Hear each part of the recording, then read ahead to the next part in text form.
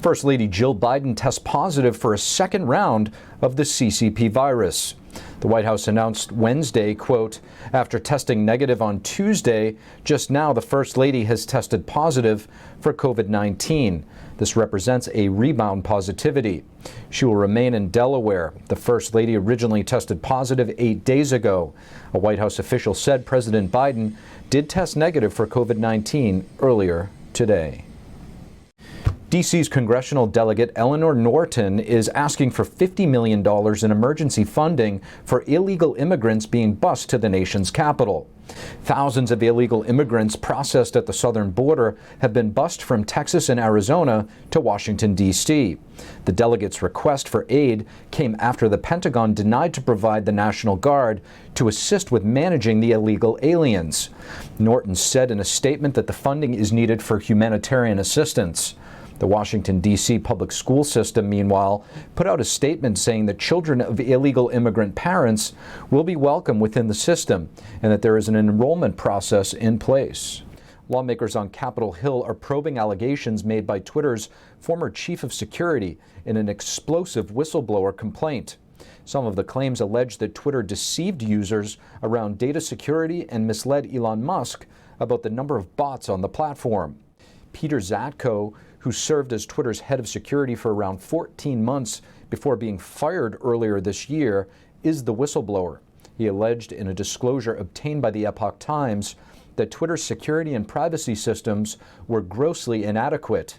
This was a last resort for him. I mean, he worked hard inside the company to get these addressed. He's worked, in fact, one of the elements of the disclosure is after he was fired, he was asked to produce a report for the board of directors about some of these issues. While the Twitter CEO has called Zatko's claims a false narrative, lawmakers seem determined to make up their own minds and are investigating. A spokesperson for the Senate Intelligence Committee said that the committee has received Zatko's complaint and is working to set up a meeting to discuss the allegations in further detail. Senator Ron Johnson is urging the Justice Department's Inspector General Michael Horowitz to investigate the FBI's handling of Hunter Biden's laptop. Johnson wrote that whistleblowers allege that FBI officials intentionally undermined the investigation. Whistleblowers stated that in 2019, local FBI leadership told employees not to look at the laptop. Their reasoning was that the FBI did not want to, quote, change the outcome of the election. Whistleblowers allege that the FBI did not begin to examine the laptop until after the 2020 presidential election. The contents of the laptop revealed Hunter Biden's business ties, including entities linked to the Chinese Communist Party. However, when the laptop story surfaced in 2020, then candidate Joe Biden and other Democrats alleged that it was disinformation, and the story was blocked by social media giants. Congresswoman Marjorie Taylor Greene tweeted that she has been swatted. Swatted is when making a false report in an effort to get police to raid a person's home.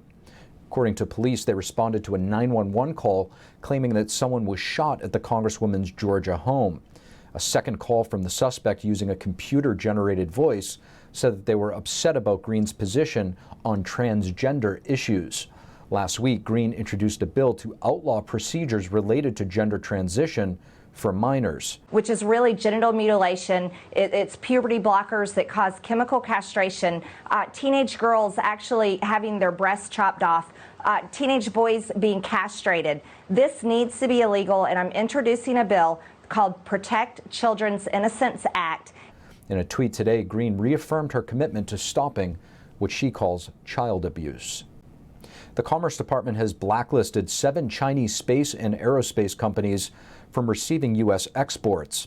This is after the 7 companies attempted to acquire products from the U.S. as a part of an effort to modernize the CCP's military. The Commerce Department's Bureau of Industry and Security said in a statement that the Chinese companies' attempts are contrary to U.S. national security and foreign policy interests. The 7 companies join a list of roughly 600 Chinese entities that will now be denied U.S. exports, re-exports, or transfers.